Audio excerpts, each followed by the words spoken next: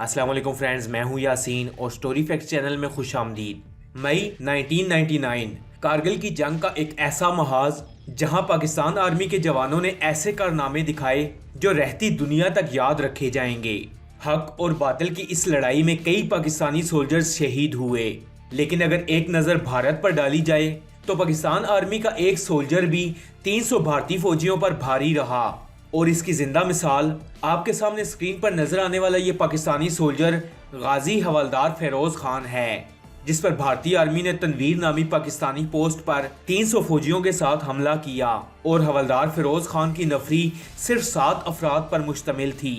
हवलदार फेरोज खान के मुताबिक इन 7 जवानों की नफरी ने भारत के 300 सोल्जर्स को ऐसा जवाब दिया कि भारतीय फौजियों की लाशें मछलियों की तरह बर्फ पर तड़पती रहीं। वहां मौजूद बर्फ खून से लाल हो चुकी थी और भारतीय फौजी अपने साथ मौजूद साथी सोल्जर्स की लाशें छोड़कर वापस भाग रहे थे। मैंने अपना गन का फायर खोल लिया एलएमजी का, जिसमें मछलियों की तरह मछली पानी से बाहर निकाला तो किस तरह उभरती, इस तरह बस बर्फ के ऊपर उछलने लगी। हवलदार फेरोज खान कहते हैं कि मैंने भागते हुए सोल्जर्स को एक आवाज भी दी कि आगे आओ, मैंने आपके लिए हलवा तैयार करके रखा है, आओ मेरे साथ हलवा खाओ। लेकिन भारतीय फौजी अपने साथियों की लाशों को पांव तले रोनते हुए ऐसे भागे कि पीछे मुड़कर देखना गवारा तक न किया। तकरीबन कोई 150 के करीब नफरी उसी जगह में लेटी रही। पूरा बर्फ का एरिया खून ही खून नजर आ रहा था, लाशों के ढेर लग गए थे।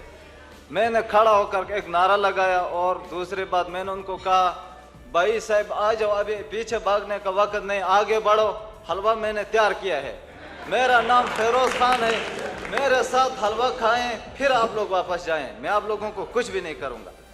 लेकिन जो भागे उन्होंने न बर्फ को देखा, न उन्होंने बोल्डर देखा, न उन्होंने कोई खड्डा देखा। वो ऐसे भाग रहे थे कि जैसा कि मैं कहता हूं कि कोई पागल कुत्ता इस किस्म का नहीं भाग सकता। दोस्तों, ये दिन था 19 मई 1999 का, जब सुबह 5 बजे के करीब 300 भारतीय फौजियों की नफरी ने पाकिस्तानी पोस्ट न्यू तनवीर की तरफ पेशकदमी की। हवलदार फेरोज खान ने इन भारतीय फौजियों को कैप्चर कर लिया और इस इंतजार में थे कि भारतीय फौजी इनकी गन की रेंज में आ जाएं ताकि उन पर फायर खोला जा सके और उनको भागने का मौका न मिल सके।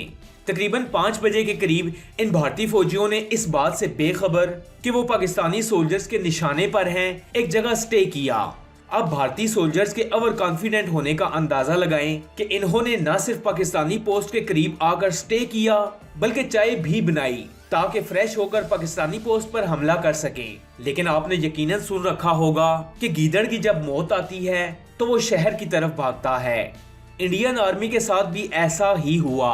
इनकी चाय की पार्टी अभी चल ही रही थी कि हवलदार फेरोज खान ने इन पर एलएमजी का फायर खोल दिया और इनकी चाय वहीं धरी की धरी रह गई।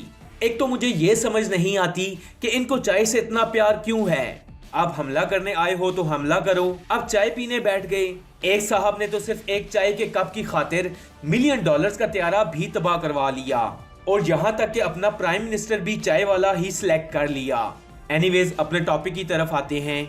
जब हवलदार फेरोज खान ने अपने एलएमजी का फायर खोला तो तकरीबन 150 भारतीय फौजी वहीं जहन्नुम वासिल हो गए।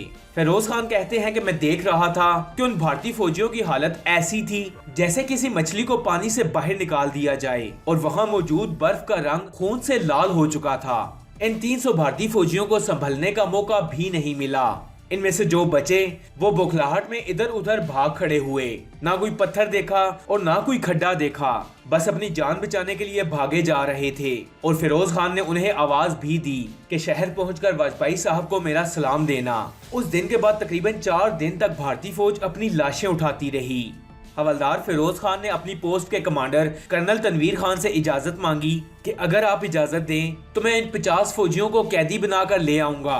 लेकिन कर्नल तनवीर का जवाब ये था कि दुश्मन कहीं भी घाट लगाकर बैठ सकता है, मुझे आपकी जान 100 या 200 भारतीय जवानों से ज्यादा अजीज है। हवलदार फेरोज खान कहते हैं कि जब मैं 5वें दिन रायकी की गार से उस जगह गया जहां भारतीय फौजियों की 58 लाशें अभी तक मौजूद थीं और उनमें से 7 सोल्जर्स जख्मी हालत में थे, किसी की टांग टूट चुकी थी और किसी की कमर। जब इन भारतीय फौजियों ने हवलदार फेरोज खान को देखा तो खुद को घसीटते हुए छुपने लगे। मैं बादल बिल्कुल धुंध छाई हुई थी पूरे एरिया में। मैं रखी के तौर पर उधर गया, उधर जाके आराम से मैंने चेक किया, कोई 58 लाशें पड़ी हुई थी, जिनमें 7 जख्मी थे। किसी के कमर टूट गई थी, किसी का टांग टूट गया था। मुझे देखकर वो बोल्डरों से इस तरह बाहर निकल कर घसेड़ना, चल वो नहीं सकते थे, इस तरह घसेड़ते हुए नीचे रगड़ खाते। मैंने रफल उनको एम किया तो उन्होंने कहा भगवान के लिए हमें मत मार दो। हवलदार ने अपनी गन इन पर सीधी की तो उन्होंने हाथ बांधकर इल्तिजा की कि भगवान के लिए हमें मत मारो। हवलदार फिरोज खान ने इन्हें अल्लाह की रजा के लिए छोड़ दिया और कहा कि आप किसी तरह नीचे अपने कैंप पहुंच जाएं और वहां जाके बताएं कि अब और ताज़ा दम सोल्जर्स ऊपर भेजें, क्योंकि यहाँ हवलदार फिरोज खान बैठा है। अल्लाह ताला की रजा के लिए मैं आप लोगों को छोड़ता हूँ। अगर आप लोगों की जान बच सकती है, आप नीचे अपना कैंप में पहुंच सकते हैं तो आराम से जाएं, घबराने की कोई जरूरत नहीं।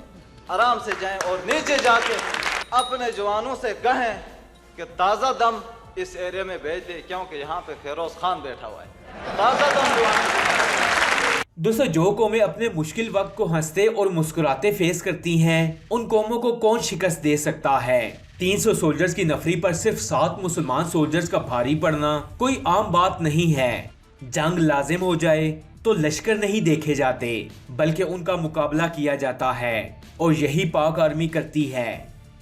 दोस्तों, पाकिस्तान आर्मी के ऐसे हीरोज के बारे में मजीद जानने के लिए स्टोरी फैक्ट्स चैनल को सब्सक्राइब कर लें और साथ में लगे बेल आइकन को भी प्रेस करें ताकि मजीद आने वाली ऐसी इंफॉर्मेटिव वीडियोस आप तक बआसानी पहुंच सकें। मैं मिलूंगा आपसे अगली वीडियो में, तब तक के लिए अल्लाह हाफिज।